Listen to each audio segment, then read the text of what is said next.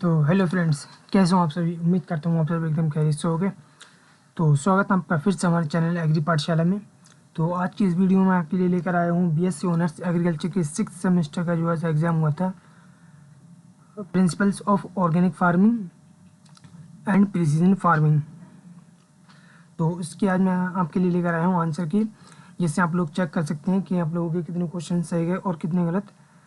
तो ज़्यादा टाइम को वेस्ट ना करते हुए इस वीडियो की शुरुआत करते हैं।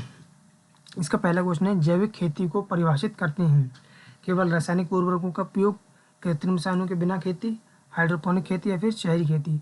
तो क्वेश्चन नंबर 1 का आंसर आएगा आपका ऑप्शन नंबर वे, कृत्रिम रसायनों के बिना खेती। अगला क्वेश्चन है, जैविक खेती का सिद्धांत शामिल है मृदा स्वास्थ्य सुधार, अधिक रसायनों का उपयोग, एकल फसल या फिर जीएमओ बीज। तो क्वेश्चन नंबर 2 का आंसर आएगा आपका ऑप्शन नंबर ए, मृदा स्वास्थ्य सुधार। अगला क्वेश्चन है, निम्न में से कौन सा जैविक खेती का सिद्धांत नहीं है? स्वास्थ्य, पारिस्थितिकी, देखभाल या फिर रासायनिक निर्भरता। तो क्वेश्चन नंबर 3 का आंसर आएगा आपका ऑप्शन नंबर डी, रासायनिक निर्भरता। यह जैविक खेती का सिद्धांत नहीं है। बाकी स्वास्थ्य, पारिस्थितिकी और देखभाल तीनों ही जैविक खेती के सिद्धांत हैं। अगला क्वेश्चन है क्वेश्चन नंबर 4, जैविक खेती सुधार करती है मृदा उर्वरता में, प्रदूषण में, विषाक्तता में या फिर रसायन अपशेष में। तो क्वेश्चन नंबर 4 का आंसर आएगा आपका ऑप्शन नंबर ए, मृदा उर्वरता में। अगला क्वेश्चन है क्वेश्चन नंबर 5, भारत में जैविक खेती का क्षेत्र अधिक है क्योंकि अधिक रसायनों का उपयोग होता है, विविध जलवायु है यहाँ पर, या फिर कम किसान है या फिर कम मांग है। तो क्वेश्चन नंबर 5 का आंसर आएगा आपका ऑप्शन नंबर बी, विविध जलवायु। यानी भारत में विभिन्न तरह की जलवायु पाई जाती है, इसी वजह से जैविक खेती का क्षेत्र अधिक है भारत में। अगला क्वेश्चन है, कौन सा राज्य पूर्णतः जैविक है? पंजाब, सिक्किम, हरियाणा या फिर बिहार। तो क्वेश्चन नंबर 6 का आंसर आएगा आपका option number B, Sikkim. Sikkim जो राज्य है वो पूर्णतः जैविक है, यानी फुली ऑर्गेनिक। अगला क्वेश्चन है क्वेश्चन नंबर 7, जैविक खेती कम करती है मृदा कार्बनिक पदार्थ, पर्यावरणीय प्रदूषण, जैव विविधता या फिर मृदा सूक्ष्म जीव। तो क्वेश्चन नंबर 7 का आंसर आएगा आपका ऑप्शन नंबर बी, पर्यावरणीय प्रदूषण यानी एनवायरमेंटल पॉल्यूशन। जैविक जो खेती होती है वो पर्यावरणीय प्रदूषण को कम करती है, क्योंकि इस जैविक खेती जो होती है इसमें किसी भी तरह के रसायनों का प्रयोग नहीं किया जाता है। अगला क्वेश्चन है, वर्मी कंपोस्ट है रासायनिक खाद, केंचुआ द्वारा खाद या फिर कृत्रिम खाद या फिर जैव पीड़कनाशी। तो क्वेश्चन नंबर 8 का आंसर आएगा आपका ऑप्शन नंबर बी, केंचुआ द्वारा खाद। अगला क्वेश्चन है क्वेश्चन नंबर 9, सनी का वैज्ञानिक नाम, यानी सनी का वैज्ञानिक नाम क्या है? ओराइया स्टाइवा, कोटेलेरिया जिंसिया, विग्ना रेडिएटा या फिर इनमें से कोई नहीं। तो क्वेश्चन नंबर 9 का आंसर आएगा आपका ऑप्शन नंबर बी, कोटेलेरिया जिंसिया। अगला क्वेश्चन है क्वेश्चन नंबर 10, फसल चक्र का प्रयोग किया जाता है कीट बढ़ाने के लिए, मृदा स्वास्थ्य बनाए रखने के लिए, उत्पादन घटाने के लिए या फिर रसायन बढ़ाने के लिए। तो क्वेश्चन नंबर 10 का आंसर आएगा आपका ऑप्शन नंबर बी, मृदा स्वास्थ्य बनाए रखने के लिए। अगला क्वेश्चन है क्वेश्चन नंबर 11, जैविक खेती के लिए सरकारी योजना है एमपी किसान, पीकेवीवाई, मनरेगा या फिर पीएमएवाई। तो क्वेश्चन नंबर 11 का आंसर आएगा आपका ऑप्शन नंबर बी, पीकेवीवाई।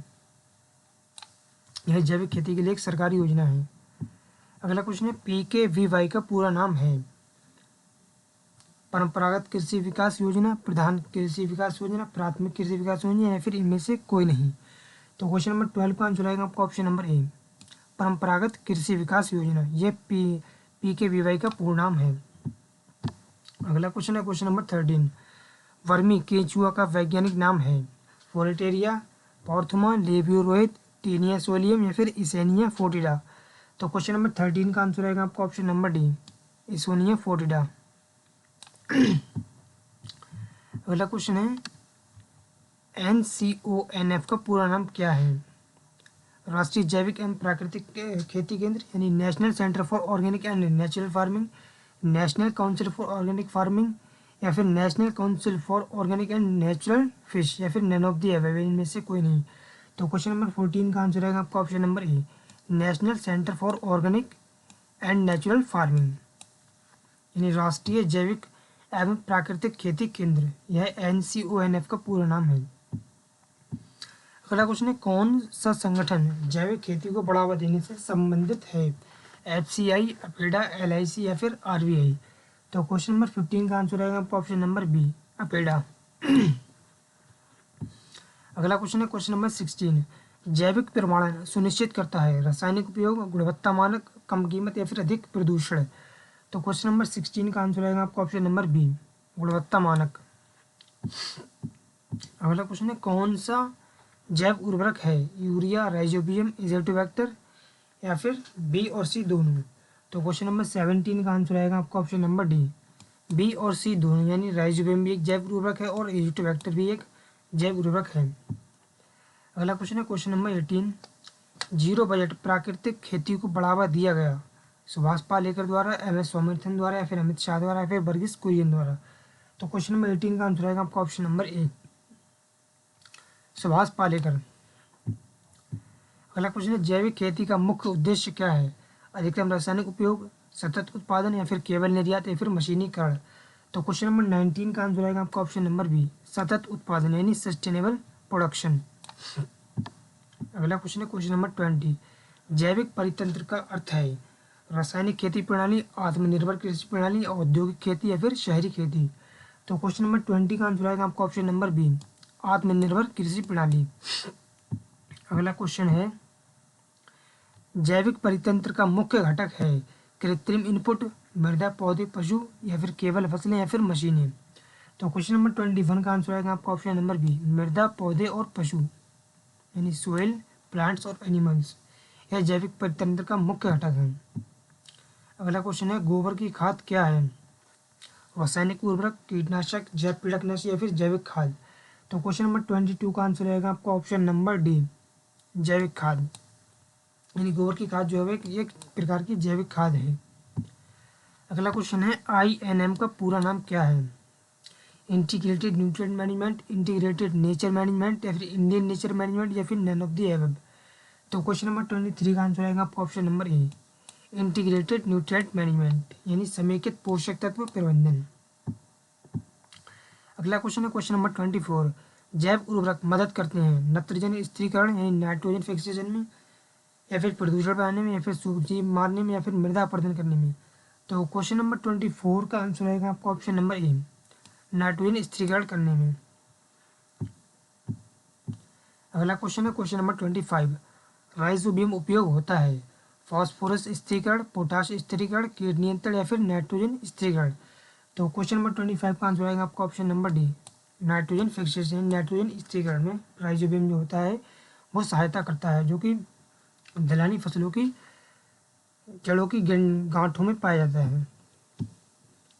अगला क्वेश्चन है क्वेश्चन नंबर 26, एज़ोटोबैक्टर है जीवाणु, कवक, वायरस या फिर शैवाल। तो क्वेश्चन नंबर 26 का आंसर आएगा आपका ऑप्शन नंबर ए, जीवाणु यानी बैक्टीरिया। एज़ोटोबैक्टर जो है वो एक प्रकार का जीवाणु है। अगला क्वेश्चन है जैविक खाद का संवर्धन मतलब पोषक तत्व हटाना, खाद सुखाना या फिर पोषक तत्व बढ़ाना या फिर खाद जलाना। तो क्वेश्चन नंबर 27 का आंसर आएगा आपका ऑप्शन नंबर सी, पोषक तत्व बढ़ाना। अगला क्वेश्चन है क्वेश्चन नंबर 28, रॉक फास्फेट का उपयोग किस लिए किया जाता है? नाइट्रोजन, फास्फोरस, पोटाश या फिर सल्फर, किसके लिए किया जाता है? तो क्वेश्चन नंबर 28 का आंसर आएगा आपका ऑप्शन नंबर बी, फास्फोरस, यानी रॉक फास्फेट का जो उपयोग होता है वो फास्फोरस के लिए किया जाता है। अगला क्वेश्चन है क्वेश्चन नंबर 29, नीम की जली का प्रयोग करते हैं कीट नियंत्रण के लिए, मृदा उर्वरता बढ़ाने के लिए या फिर ए और बी दोनों या फिर इनमें से कोई नहीं। तो क्वेश्चन नंबर 29 का आंसर आएगा आपका ऑप्शन नंबर सी, ए और बी दोनों, यानी नमी की जली का जो प्रयोग करते हैं वो कीट नियंत्रण के लिए भी करते हैं और मृदा उर्वरता बढ़ाने के लिए भी करते हैं। तो क्वेश्चन नंबर 29 का आंसर आएगा ऑप्शन नंबर सी। अगला क्वेश्चन है क्वेश्चन नंबर 30, जैविक पोषक तत्व स्रोत होते हैं नवीकरणीय, गैर नवीकरणीय, कृत्रिम या फिर विषैले। तो क्वेश्चन नंबर 30 का आंसर आएगा आपका ऑप्शन नंबर ए, नवीकरणीय यानी रीन्यूएबल, यानी जैविक पोषक तत्व जो होते हैं वो नवीकरणीय होते हैं। अगला क्वेश्चन है क्वेश्चन नंबर 31, जैविक खेती में प्रतिबंध शामिल है संश्लेषित उर्वरकों का प्रयोग, कंपोस्ट का प्रयोग, फसल चक्र या फिर हरी खाद। तो क्वेश्चन नंबर 31 का आंसर आएगा आपका ऑप्शन नंबर ए, संश्लेषित उर्वरकों का उपयोग, यानी यूज ऑफ सिंथेटिक फर्टिलाइजर्स। जैविक खेती में जो फर्टिलाइजर्स होते हैं उनका प्रयोग पूर्णतः प्रतिबंधित होता है। अगला क्वेश्चन है क्वेश्चन नंबर 32। जैविक खेती में आनुवांशिक रूप से संशोधित फसलों का प्रयोग अनुमति है, प्रतिबंधित है, अनिवार्य है या फिर प्रोत्साहित है? तो क्वेश्चन नंबर 32 का आंसर आएगा आपका ऑप्शन नंबर बी, प्रतिबंधित है। जैविक खेती में आनुवांशिक रूप से संशोधित फसलों का जो प्रयोग है वो प्रतिबंधित है। अगला क्वेश्चन है क्वेश्चन नंबर 33। जैविक खेती में सीवेज यानी सीवेज का प्रयोग अनुमति है, अनिवार्य है, प्रतिबंधित है या फिर प्रोत्साहित है? तो क्वेश्चन नंबर 33 का आंसर आएगा आपका ऑप्शन नंबर सी, प्रतिबंधित यानी रिस्ट्रिक्टेड। अगला क्वेश्चन है जैविक प्रमाणन के लिए आवश्यक है रसायन प्रयोग, अभिलेख रखना, अधिक उत्पादन या फिर फसलें? तो क्वेश्चन नंबर 34 का आंसर आएगा आपका ऑप्शन नंबर बी, अभिलेख रखना यानी रिकॉर्ड कीपिंग। अगला क्वेश्चन है जैविक खेती में संश्लेषित वृद्धि नियामकों का प्रयोग अनुमति है, प्रतिबंधित है, अनुशंसित है या फिर अनिवार्य है? तो क्वेश्चन नंबर 35 का आंसर आएगा आपका ऑप्शन नंबर बी, प्रतिबंधित है। अगला क्वेश्चन है जैविक खेती में संक्रमण अवधि है 1 माह, 1 वर्ष, 2-3 वर्ष या फिर 5 वर्ष? तो क्वेश्चन नंबर 36 का आंसर आएगा आपका ऑप्शन नंबर सी, 2 से 3 वर्ष। अगला क्वेश्चन है क्वेश्चन नंबर 37।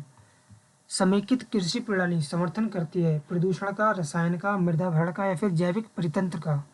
तो क्वेश्चन नंबर 37 का आंसर आएगा आपका ऑप्शन नंबर डी, जैविक परितंत्र का। अगला क्वेश्चन है पलवार मदद करता है नमी संरक्षण में, खरपतवार वृद्धि में, पोषक तत्व हानि में या फिर इनमें से कोई नहीं? तो क्वेश्चन नंबर 38 का आंसर आएगा आपका ऑप्शन नंबर ए, नमी संरक्षण में। अगला क्वेश्चन है पंचगव्य है रासायनिक मिश्रण, कृत्रिम उर्वरक, कीटनाशक या फिर इनमें से कोई नहीं? तो क्वेश्चन नंबर 39 का आंसर आएगा आपका ऑप्शन नंबर डी, इनमें से कोई नहीं। अगला क्वेश्चन है क्वेश्चन नंबर 40। जैविक परितंत्र में जैव विविधता घटती है, बढ़ती है या फिर कोई बदलाव नहीं होता या फिर रुक जाती है? तो क्वेश्चन नंबर 40 का आंसर आएगा आपका ऑप्शन नंबर बी, बढ़ती है। यानी जैविक परितंत्र में जैव विविधता होती है वो इंक्रीज होती है यानी बढ़ती है। अगला क्वेश्चन है क्वेश्चन नंबर 41। जैविक खेती में पोषक तत्व प्रबंधन का मुख्य उद्देश्य क्या है? रसायनों से अधिक उत्पादन, औद्योगिक विकास, मशीनीकरण या फिर सतत मृदा उर्वरता?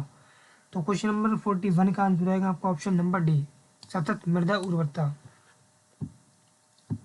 अगला क्वेश्चन है क्वेश्चन नंबर 42। जैविक पीड़क प्रबंधन का मुख्य ध्यान होता है रासायनिक नियंत्रण, रोकथाम एवं प्राकृतिक नियंत्रण, अधिक कीटनाशक प्रयोग या फिर जीएम फसलें?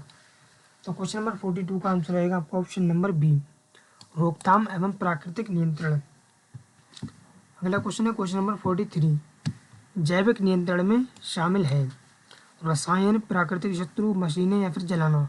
तो क्वेश्चन नंबर 43 का आंसर आएगा आपका ऑप्शन नंबर बी, प्राकृतिक शत्रु। अगला क्वेश्चन है कौन सा जैविक नियंत्रण एजेंट का उदाहरण है? हाथी, ग्लाइफोसेट, लेडी बर्ड बीटल या फिर गंगाजल? तो क्वेश्चन नंबर 44 का आंसर आएगा आपका option number C, ladybird beetle. अगला क्वेश्चन है क्वेश्चन नंबर 45। NSKE का पूरा नाम क्या है? Neem seed kernel extract, national seed kernel extract या फिर नीम सफाई कर्मचारी एग्जाम्पल या फिर नन ऑफ द अबव? तो क्वेश्चन नंबर 45 का आंसर आएगा option number A, neem seed kernel extract यानी नीम निवोलिका अर्क। अगला क्वेश्चन है क्वेश्चन नंबर 46। नीम आधारित पीड़कनाशी होते हैं कृत्रिम, वनस्पति आधारित, रसायन आधारित या फिर केवल जहरीले? तो क्वेश्चन नंबर 46 का आंसर आएगा आपका ऑप्शन नंबर बी, वनस्पति आधारित। ये नीम आधारित जो पीड़कनाशी होते हैं वो वनस्पति आधारित होते हैं, बोटेनिकल बेस्ड। अगला क्वेश्चन है क्वेश्चन नंबर 47।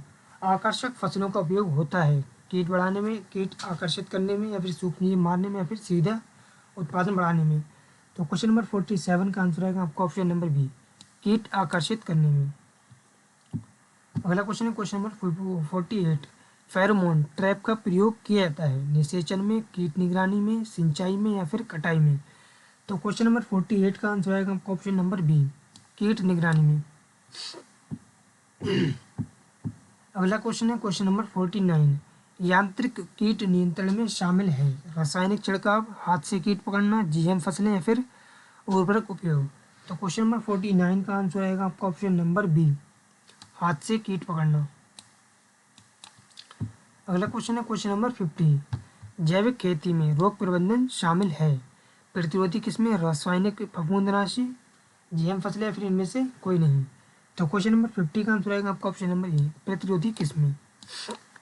अगला क्वेश्चन है क्वेश्चन नंबर 51, कौन सा जैव कवकनाशी है? पक्सीनिया, ट्राइकोडर्मा, कार्बनडाजिम या फिर मैनकोजेब। तो क्वेश्चन नंबर 51 का आंसर आएगा आपका ऑप्शन नंबर बी, ट्राइकोडर्मा। अगला क्वेश्चन है क्वेश्चन नंबर 52, निम्नलिखित में से कौन सा तरीका जैविक खेती में खरपतवार प्रबंधन के लिए प्रयोग किया जाता है? रासायनिक खरपतवारनाशी, जीएम फसलें या फिर उर्वरक या फिर पलवार। तो क्वेश्चन नंबर 52 का आंसर आएगा आपका ऑप्शन नंबर डी, पलवार यानी मल्चिंग। अगला क्वेश्चन है क्वेश्चन नंबर 53, हाथ से निराई करना है? रासायनिक विधि, यांत्रिक विधि, देशी विधि या फिर जैविक विधि। तो क्वेश्चन नंबर 53 का आंसर आएगा आपका ऑप्शन नंबर बी, यांत्रिक विधि, यानी हाथ से निराई करना है वो एक मैकेनिकल मेथड है, यानी यांत्रिक विधि है। अगला क्वेश्चन है क्वेश्चन नंबर 54, ट्राइकोडर्मा का प्रयोग किया जाता है कीट नियंत्रण के लिए, सूत्रकृमि के नियंत्रण के लिए या फिर रोग नियंत्रण के लिए या फिर इनमें से कोई नहीं। तो क्वेश्चन नंबर 54 का आंसर आएगा आपका ऑप्शन नंबर सी, रोग नियंत्रण के लिए। अगला क्वेश्चन है क्वेश्चन नंबर 55, समेकित नाशी जीव प्रबंधन में शामिल है? केवल रसायन, विभिन्न विधियों का संयोजन, केवल जैविक विधि या फिर केवल यांत्रिक विधि। तो क्वेश्चन नंबर 55 का आंसर आएगा आपका ऑप्शन नंबर बी, विभिन्न विधियों का संयोजन, यानी समेकित नाशी जीव प्रबंधन में विभिन्न विधियों का संयोजन होता है। अगला क्वेश्चन है क्वेश्चन नंबर 56, वानस्पतिक पीड़कनाशी प्राप्त होते हैं पशुओं से, पौधों से, खनिजों से या फिर कोई इनमें से कोई नहीं। तो क्वेश्चन नंबर 56 का आंसर आएगा आपका ऑप्शन नंबर बी, पौधों से, यानी वानस्पतिक जो पीड़कनाशी होते हैं वो पौधों से प्राप्त होते हैं। अगला क्वेश्चन है क्वेश्चन नंबर 57, मृदा सौरीकरण में किस प्रकार यानी रंग की पॉलिथीन का प्रयोग किया जाता है? काला, लाल, पीला या फिर पारदर्शी। तो क्वेश्चन नंबर 57 का आंसर आएगा आपका ऑप्शन नंबर डी, पारदर्शी। अगला क्वेश्चन है क्वेश्चन नंबर 58, मृदा सौरीकरण मदद करता है मृदा रोग जनकों को नष्ट करने में? कोई मदद नहीं, या फिर कीट बढ़ाता है या फिर रोग बढ़ाता है। तो क्वेश्चन नंबर 58 का आंसर आएगा आपका ऑप्शन नंबर ए, मृदा रोग जनकों को नष्ट करना। अगला क्वेश्चन है क्वेश्चन नंबर 59, पलवार के लिए किस प्रकार के रंग की पॉलिथीन का प्रयोग किया जाता है? लाल, पीला, काला या फिर नीला। तो क्वेश्चन नंबर 59 का आंसर आएगा आपका ऑप्शन नंबर सी, काला। अगला क्वेश्चन है क्वेश्चन नंबर 60, निम्नलिखित में से कौन सी फसल हरी खाद के लिए प्रयोग करते हैं? सुबबूल, मूंग, धान या फिर जई। तो क्वेश्चन नंबर 60 का आंसर आएगा आपका ऑप्शन नंबर बी, मूंग। अगला क्वेश्चन है क्वेश्चन नंबर 61, कौन सी फसल दलहन कुल से संबंधित है? मूंग, उर्द, मटर या फिर इनमें से सभी। तो क्वेश्चन नंबर 61 का आंसर आएगा आपका ऑप्शन नंबर डी, इनमें से सभी, यानी मूंग, उर्द और मटर ये सभी ही दलहन कुल से संबंधित फसलें हैं। अगला क्वेश्चन है क्वेश्चन नंबर 62, गोबर की खाद में नाइट्रोजन यानी नाइट्रोजन की प्रतिशत मात्रा कितनी होती है? तो क्वेश्चन नंबर 62 का आंसर आएगा आपका ऑप्शन नंबर ए, 0.5%।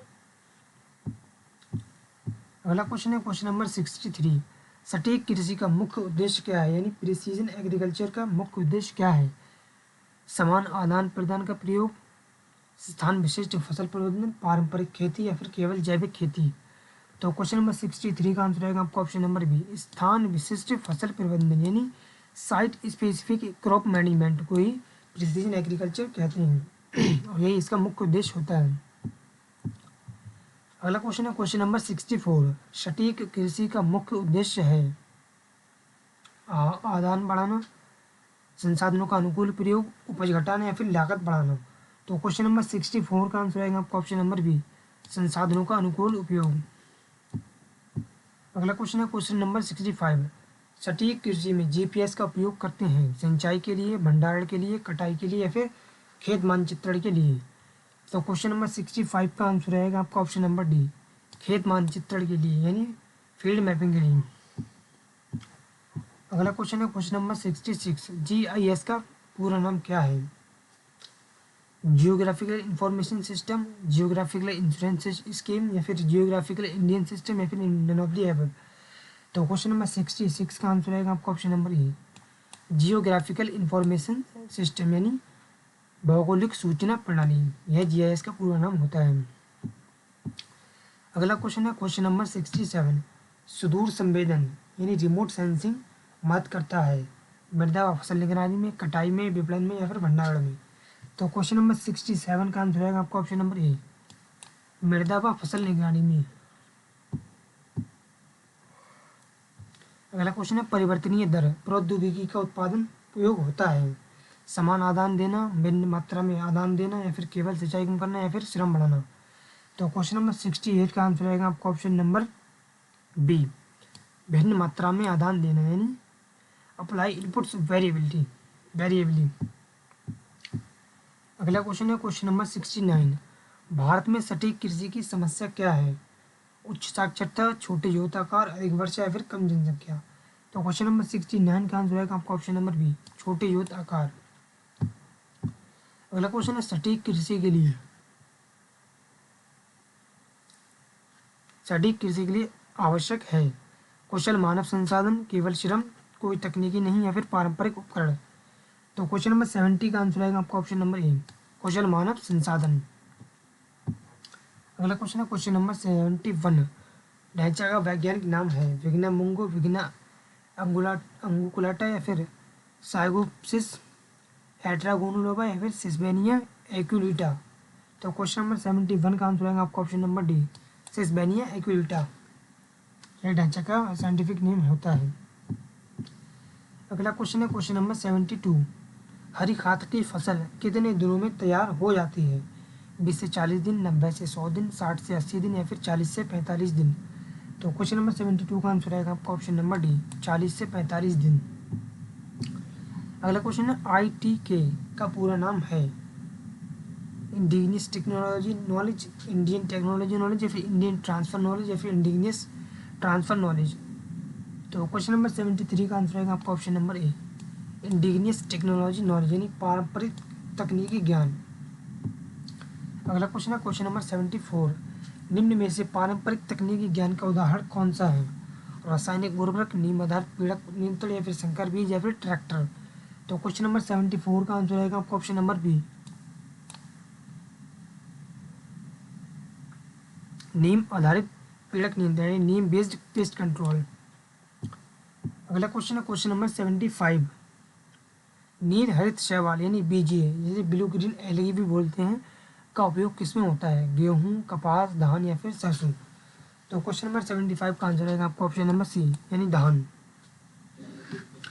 तो फ्रेंड्स आज की इस वीडियो में मैंने आपको BSc ऑनर्स एग्रीकल्चर के 6 सेमेस्टर के principles of organic farming and precision farming की आंसर की बताई।